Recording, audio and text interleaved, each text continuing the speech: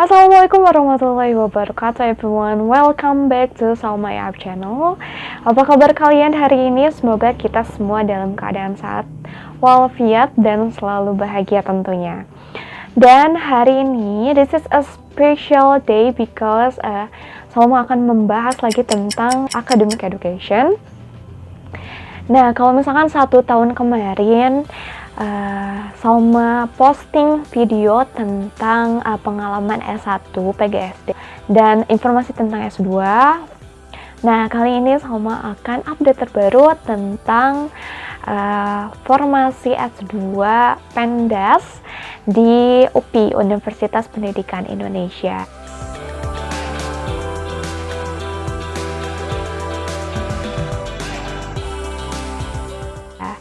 Nah, kalau misalkan tahun kemarin di video Salma yang pertama, Salma menjelaskan tentang informasi lanjutan PGSD mana saja yang bisa diambil untuk kalian yang S1-nya di PGSD.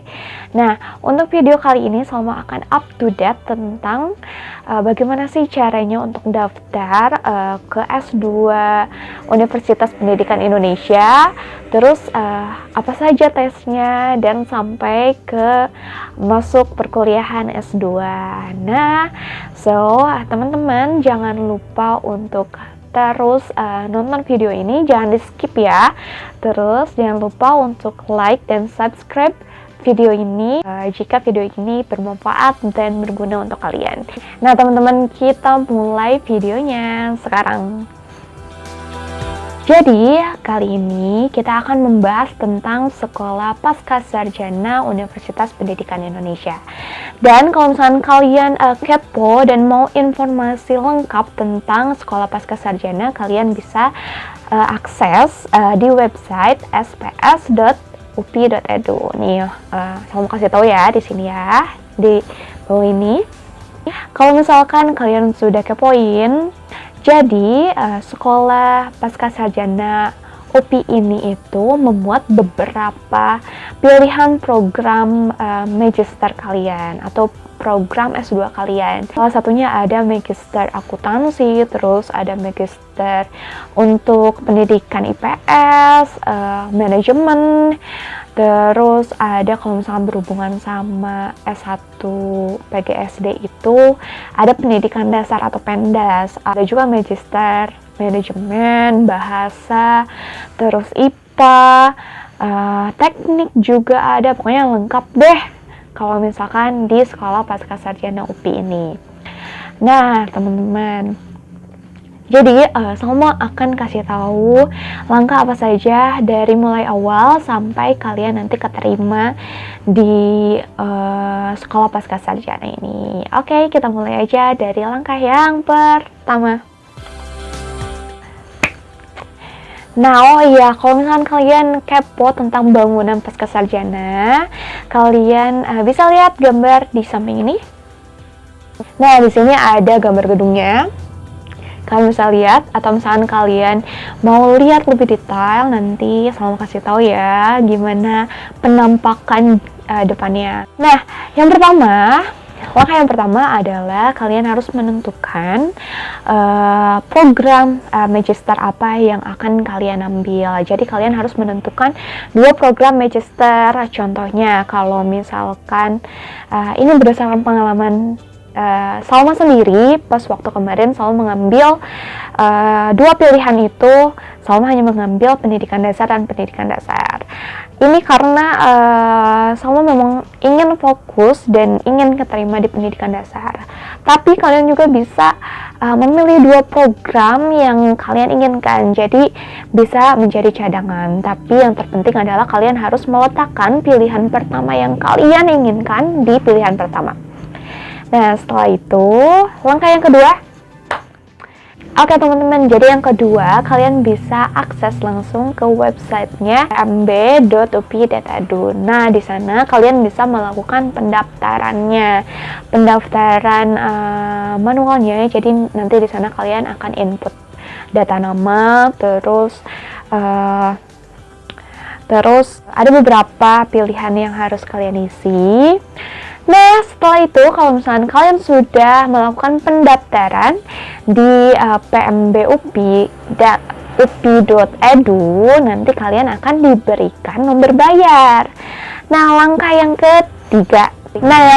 ketiga adalah kalian pergi ke Bank BNI, terus kalian berikan nomor bayar yang sudah kalian dapatkan, dan kalian bayar biaya pendaftaran masuknya, yaitu sebesar 750. Biasanya ini biaya pendaftarannya nggak naik-naik ya, alhamdulillah gitu, 750, dan semoga aja nanti tahun depan masih 750. Nah, setelah kalian membayar, kalian bisa lewat teller BNI langsung dengan memberikan nomor bayar, atau kalian juga bisa lewat ATM BNI, tapi khusus BNI ya. Jadi ini khusus pembayarannya harus dilakukan oleh ATM BNI atau di Bank BNI. Dan setelah kalian membayar, kalau misalkan Salma rekomendasikan sih, kalau misalkan kalian nggak punya ATM-nya, langsung aja ke tellernya. Nanti kalian akan diberikan bukti pembayaran. Bukti pembayaran kayak ini. Nah, bukti pembayaran ini di sana akan ada sandi, di mana sandi itu nanti yang bisa membuat kalian bisa masuk ke websitenya PMBUP dengan akun nama kalian. Nah, setelah kalian mendapatkan nomor untuk akses kembali ke website PMBUP, selanjutnya adalah cara yang keempat. Oke, cara yang keempat adalah kalian dengan nomor bayar dan PIN yang sudah kalian dapatkan di bukti pembayaran BNI kalian masuk ke PMB UPI lagi, ke website PMB UPI lagi, lalu kalian ketik nomor bayar, terus passwordnya, kata sandinya, terus login. Nah, dengan kedua itu kalian bisa login langsung masuk atas nama kalian. Nah, di sana kalian harus registrasi atau melengkapi biodata. Biasanya biodata itu lengkap ya, dari mulai biodata diri kayak nama, alamat, nomor telepon, dan lain-lain. Kalian harus menyertakan nilai IPK kalian, terus universitas S1 kalian, sampai nanti diminta untuk menyertakan nominal pembayaran listrik, air, terus luas tanah, dan pembayaran pajak tanah. Kalian harus isi semua. Setelah itu kalian simpan selesai, dan kalian tinggal menunggu jadwal tes kalian. Lalu selanjutnya langkah yang kelima. Langkah yang kelima ini kalian masih berhubungan dengan website PMBUP. Nah, nanti kalian buka di sana dan kalian akan mendapatkan kartu tanda peserta. Di sana akan memuat identitas kalian, biodata kalian, terus nomor seleksi tes, dan biasanya di sana ada jadwalnya, terus ada ruangannya. Tapi karena sekarang COVID, biasanya ruangannya itu ruangan Zoom ya. Kalau misalkan kemarin itu, soalnya kan kita tesnya tes online. Sekarang kalau misalkan kemarin kan tes online soalnya COVID kan ya.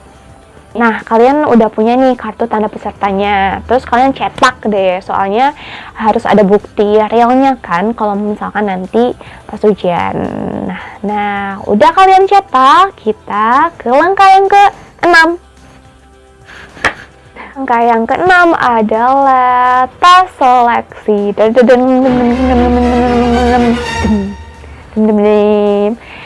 Nah, untuk tes seleksi ini sebelumnya tata caranya dulu ya. Nanti sebelum Mas Salma akan memberitahu kalian bagaimana sih isi tes seleksi S2 UPI itu. Nah, untuk itu nanti kalian akan diberikan nomor ruangan Zoom dan beserta tanggalnya. Dan di saat hari H ujian, nah jadi ujiannya itu sistemnya seperti ini. Kalian on Zoom. Jadi on Zoom, terus nanti kalian ngerjain tes di situsnya UPI juga. Situs tes ulangan, kalian mengerjakan soalnya, tapi kalian harus on Zoom. Jadi ada pengawas juga.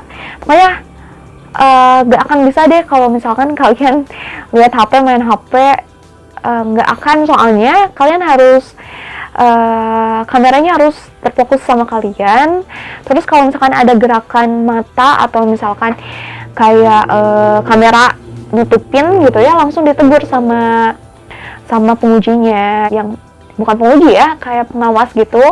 Jadi pengawas itu beliau memperhatikan kita. Jadi kalau misalkan kita kameranya nggak kelihatan muka kita atau misalkan komputer kita, langsung ditegur gitu. Jadi maupun itu online atau misalkan ke online, mengerjakan ujiannya itu harus dengan jujur. Oke, teman-teman, sekarang tentang tes masuknya, apa saja yang harus kalian persiapkan. Jadi, hal yang harus kalian persiapkan adalah kalian harus banget belajar tentang TPA. Soalnya di sini TPA-nya hampir ada 120 soal.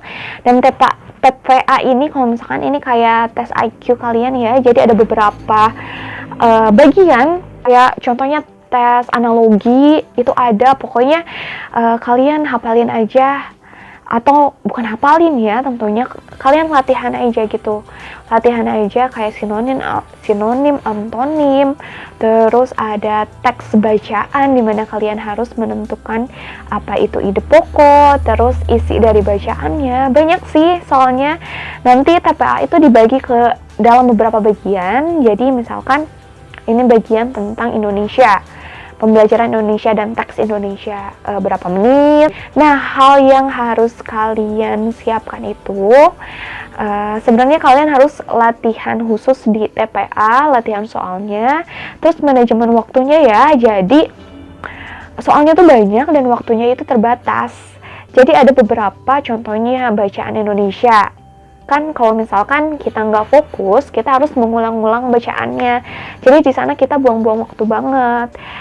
Tapi usahakan aja kalian mengisi semuanya, karena di sini nggak ada sistem minus. Jadi pastikan kalian mengisi semuanya. Dan setelah kalian mengerjakan TPA, kalian akan langsung nanti di sesi terakhirnya, biasanya 2 sesi terakhir itu bahasa Inggris. Pertama bahasa Inggris tentang teks bacaan kayak Indonesia tadi, tapi ini teks bacaan bahasa Inggris. Di sana kalian harus fokus banget bacanya. Terus kalian isi pokoknya latihan mengerjakan cepat aja deh kayaknya, teman-teman. Terus yang sesi yang kedua itu tentang rumus, jadi grammar kayak gitu. Kalian harus teliti dalam mengerjakannya. Pokoknya yang harus kalian garis bawahi adalah manajemen waktu. Nah, untuk hasil tes sendiri nggak diumumin kalian dapat berapa, jadi kalian nggak akan tahu kalian dapat TPA-nya berapa, terus bahasa Inggrisnya berapa. Tapi usahakan aja kalian maksimal mengerjakannya agar kalian dapat lulus. Soalnya pas waktu kemarin juga, pas waktu tes itu kan karena ini perdana pakai Zoom, jadi semuanya itu masuk dulu. Jadi hampir ada 1000, itu 1000 untuk pasca sih, belum terbagi-bagi. Tapi kalau misalnya pendasnya juga itu lumayan banyak peminatnya, apalagi nanti tahun depan mungkin lebih banyak. Dan kalian tetap aja harus prepare TPA sama bahasa Inggris ya, teman-teman. Oke, langkah selanjutnya setelah kalian melakukan tes 1 atau 2 minggu kemudian, nanti kalian akan mendapat pengumuman apakah kalian lulus atau tidaknya. Pokoknya kalian harus pantengin aja pmb.upi.edu. Nah, setelah kalian lulus, amin ya, semua kalian lulus. Nah, setelah kalian lulus, langkah selanjutnya adalah kalian harus registrasi ulang. Tapi sebelum itu kalian harus nanti diberikan nomor bayar. Nomor bayar itu adalah langkah selanjutnya, kalian harus membayar UKT pendaftaran awal sebesar, kalau misalkan kemarin pembukaan kemarin sama bayarnya 8.500.000. Itu naik dari tahun sebelumnya sih, soalnya suka naik-naik aja. Tapi kemarin tuh UKT-nya sebesar 8 juta, kurang lebih ya 8.500.000 per semester. Seperti biasa kalian bayar di BNI ke tellernya lewat ATM atau BNI e-bank misalkan, bisa aja ya, bebas. Nah, untuk pembayaran UKT ini teman-teman, pokoknya kalian jangan sampai kayak aku. Karena apa? Aku mau curhat ya. Jadi kalian harus teliti banget pas saat bayar UKT itu. Soalnya pas waktu kemarin, dan ini adalah pertama kalinya aku kayak gini, teman-teman. Bayangin, aku udah seneng kan ya, kan dikasih batas waktu untuk pembayaran itu kan. Dan aku tuh sebenarnya bingung, soalnya aku nggak punya bank BNI, nggak punya ATM BNI. Jadi pas waktu kemarin udah ke tellernya 2 kali, dan itu gangguan aja dan nggak bisa bayar, terus dinanti lagi kan. Pokoknya itu udah, aduh gimana caranya, soalnya gitu ya, capek juga kan ke bank, soalnya harus nunggu juga. Jadi Salma rekomendasikan untuk kalian kalau misalkan kalian lebih baik pakai ATM aja deh, atau misalnya e-banking. Terus ceritanya itu pas waktu kemarin itu ternyata saudara Salma tuh punya e-banking BNI, jadi otomatis wow seru banget ya pakai e-banking saudara Salma aja gitu. Udah transfer aja ke dia, tinggal melakukan pembayaran. Terus ada langkah-langkahnya juga kan kalau misalkan pakai e-banking gimana. Pas percobaan pertama, oh ini bisa nih atas nama Salma gitu kan. Ya udah, Salma pas waktu itu tuh sholat asar dulu, terus transfer. Nah, terus balik lagi ke rumah saudara Salma kan mau transfer juga. Nah, setelah mau transfer, gak tahu kenapa, mungkin itu keadaannya panik. Jadi kalian jangan panik ya pas melakukan pembayaran, apalagi ini e-banking gitu. Salma tuh salah masukin nomor bayar, teman-teman. Jadi pokoknya harusnya 69 malah 96. Dan baru nyadar itu pas dilihat, kok ini pembayarannya atas nama orang lain ya, nama teteh ini. Terus pendidikannya, terus jurusannya pendidikan bahasa Inggris. Nah di sana kan, wah itu udah kayak gak bisa berkata apa-apa, soalnya gede lah 8.500.000, apalagi kalau misalnya itu uang sendiri kan teman-teman. Pokoknya nanti kalian kalau misalkan melakukan pembayaran, kalian harus teliti ya. Untungnya dengan beberapa cara, pertama ke BNI, tapi pihak BNI-nya bilang kalau misalkan ini udah disalurin ke pihak universitasnya, jadi kalau misalkan mau perbaikan ya udah langsung ke universitasnya. Dan berhubung Salma di Bandung, Salma langsung aja ke UPI, terus langsung ngurusin ke BAK, dan alhamdulillah sampai sekarang bisa masuk dan mengikuti perkuliahan, walaupun ya ada efek-efeknya ya, kayak misalkan belum kemasukin inilah, terus belum kedata inilah, tapi alhamdulillah masih bisa kuliah gitu. Pokoknya nanti kalian masukin nomor bayarnya harus teliti banget, jangan sampai kalian salah masukin terus memperribet kalian sendiri gitu. Mendingan cari aman aja, teliti aja ya teman-teman. Jangan kayak aku yang oh my god, I don't know. Pengalaman ya. Jangan kayak saya. Oke. Next. Langkah selanjutnya, langkah berapa ya? Pokoknya langkah selanjutnya, setelah kalian membayar UKN, nanti kalian akan mendapatkan LOA atau Letter of Acceptance. Ya nggak sih LOA? Pokoknya nanti kalian akan mendapat LOA Universitas Pendidikan Indonesia, di mana itu menyatakan kalian lulus sebagai mahasiswa. So, kalau misalkan kalian udah LOA, kalian tinggal urus IRS-nya aja. IRS itu kayak kontrak, kalian tinggal kontrak mata kuliah aja. Setelah kalian kontrak, nanti kalian ada tahap prakuliah. Terus udah prakuliah kayak MUS gitu, tapi MUSnya pas waktu kemarin tuh Zoom online sekitar 3 harian, itu perkenalan tentang universitas, fakultas, dan prodi. Terus ada jalur-jalur apa yang ada di S2 dan S3, karena pascasarjana ini kan menggabungkan sekolah atau misalkan tingkatan studi magister dan doktoral kan ya, digabungkan, jadi MUSnya juga sama. Nah, setelah itu welcome to perkuliahan. Nah, untuk perkuliahannya, untuk semester 1 sama akan memberikan informasi di video yang kedua. So, terima kasih teman-teman sudah menyaksikan video introduction Sekolah Pascasarjana UPI, dan semoga kalian berminat untuk masuk Pascasarjana UPI, dan jangan lupa untuk berlatih tesnya, dan semoga kalian berhasil. So, terima kasih udah nonton video Salma kali ini. Jangan lupa untuk nonton part 2-nya tentang perkuliahan di semester 1 pendidikan dasar. Dan jangan lupa untuk like and subscribe, dan kalian juga bisa nyalakan notifikasi untuk channel ini, dan kalian nanti akan dapat notifikasi pemberitahuan kalau misalkan Salma update video-video terbaru. Terima kasih ya teman-teman, semoga video ini bermanfaat, dan terima kasih banyak, dan semoga kalian selalu mendukung channel ini.